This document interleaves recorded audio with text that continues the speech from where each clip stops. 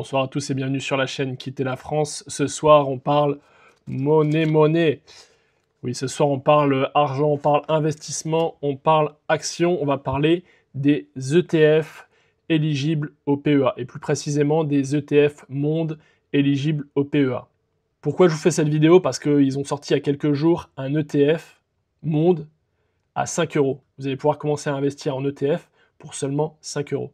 Jusqu'à présent, tous les ETF monde étaient plus élevés niveau tarif, et donc ça va permettre aujourd'hui aux plus petits porteurs de pouvoir goûter aux ETF et de pouvoir commencer à investir sérieusement. Avant d'aller plus loin dans la vidéo, forcément petit disclaimer, donc je vais vous le lire parce que je vais pas tout retenir. Petit rappel avant de commencer, cette vidéo est uniquement à but informatif et ne constitue en aucun cas un conseil en investissement. Investir comporte des risques, dont la perte en capital. Faites toujours vos propres recherches et si besoin, consultez un professionnel avant de prendre une décision. Maintenant que c'est dit, on peut y aller. Qu'est-ce qu'un ETF? C'est un Exchange Traded Fund.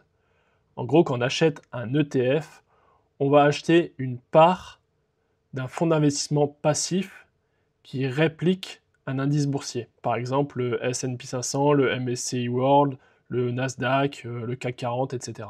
L'intérêt de l'ETF, c'est qu'il va permettre d'acheter facilement et rapidement, en une seule action, un panier d'actions données. Ça évite donc justement de faire son marché, entre guillemets, en disant ah bah je vais acheter du Apple, je vais acheter du Tesla, je vais acheter du Air Liquide, et faire sa popote tout seul.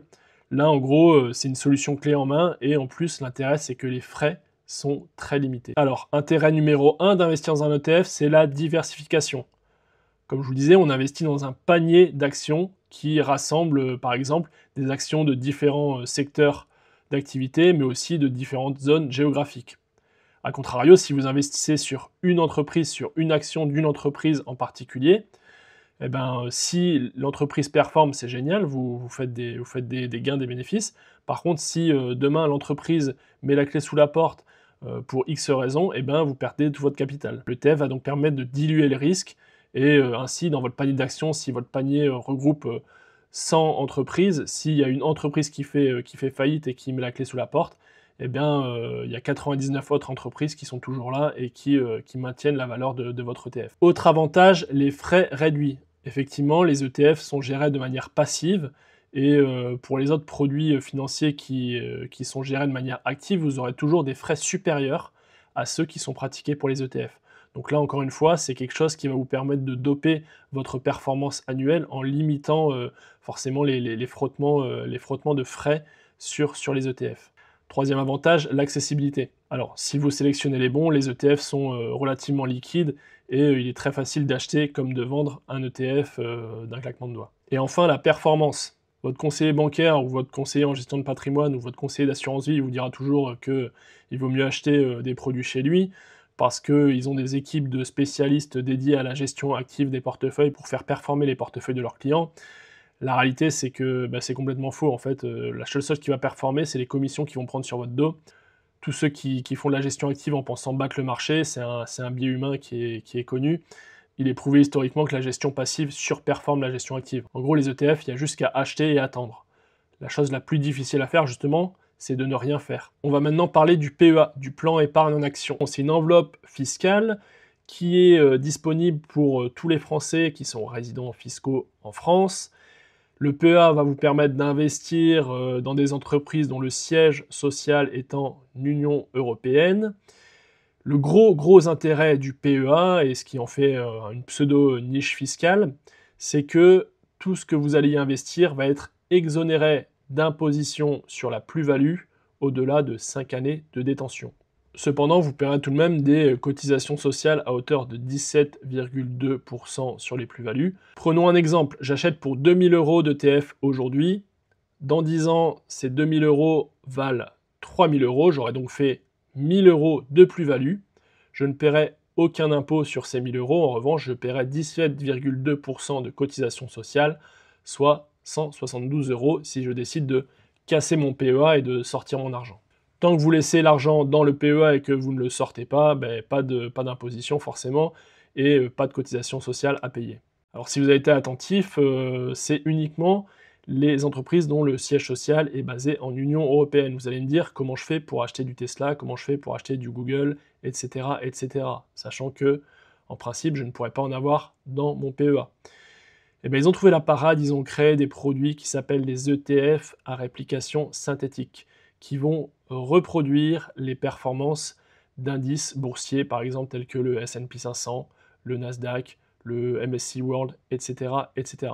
Alors vous allez me dire, oui, ok, je veux bien acheter des ETF pour mon PEA, mais lequel choisir? Il y en a tellement, il y en a une infinité, effectivement.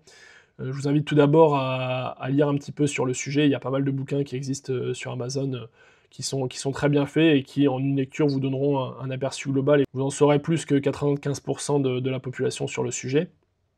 Et ça vous permettra déjà de pouvoir commencer à investir en âme et conscience avec une bonne base.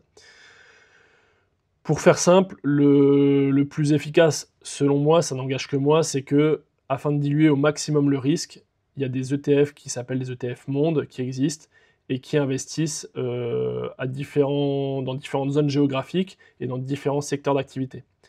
Ainsi, vous allez vraiment diluer le risque, et si un secteur se casse la gueule, et ben, comme vos autres ETF possédera des actions d'autres secteurs, ça va contrebalancer les pertes, et ainsi, voilà, vous aurez quelque chose qui ne va pas faire des performances de dingue, mais de la même manière, s'il y a un crack dans un domaine, et ben, vous n'allez pas non plus prendre de trop grosses pertes.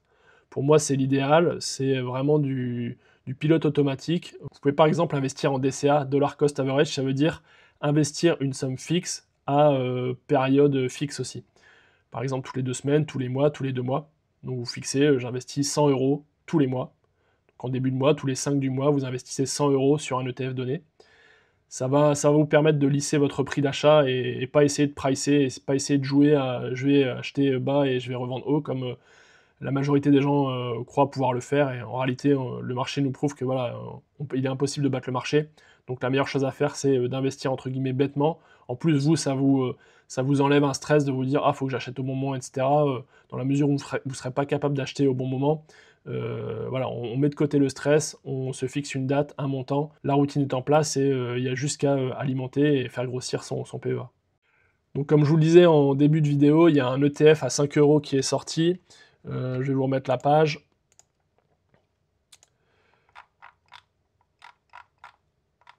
Alors, le marché des ETF continue d'évoluer avec l'arrivée d'un nouveau produit phare d'Amundi, l'ETF Amundi PEA Monde MSCI World UCITS ETF.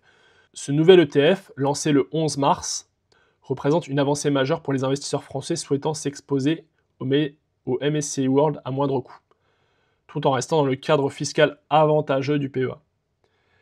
Avec des frais réduits à 0,2%, ils ont réduit leurs frais aussi, et un ticket d'entrée à seulement 5 €, et une réplication synthétique, c'est ce dont on parlait auparavant.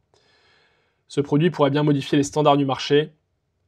Ce lancement s'inscrit dans une tendance forte de baisse des frais et d'accessibilité accrue pour les investisseurs individuels. Donc en gros, si vous voulez vous lancer dans les ETF, bah, c'est l'occasion de le faire déjà à moindre frais. En plus, ils ont réduit les frais de gestion. Donc c'est vraiment l'occasion. Comme vous le savez, mon objectif est de quitter la France après l'été 2025. Mon plan est déjà ficelé, j'ai déjà des investissements, que ce soit en immobilier ou en actions. J'ai un PEA depuis un moment maintenant, et je suis très satisfait de cette solution-là. Il est évident que si vous souhaitez vous expatrier, qu'il va falloir constituer un capital, accumuler des actifs pour vous générer des revenus passifs par la suite. Et la meilleure chose à faire, c'est de faire jouer le temps en votre faveur. Au plus tôt vous commencerez, au mieux ce sera. À ce sujet, je ferai une petite vidéo sur les intérêts composés pour les gens qui ne savent pas ce que c'est.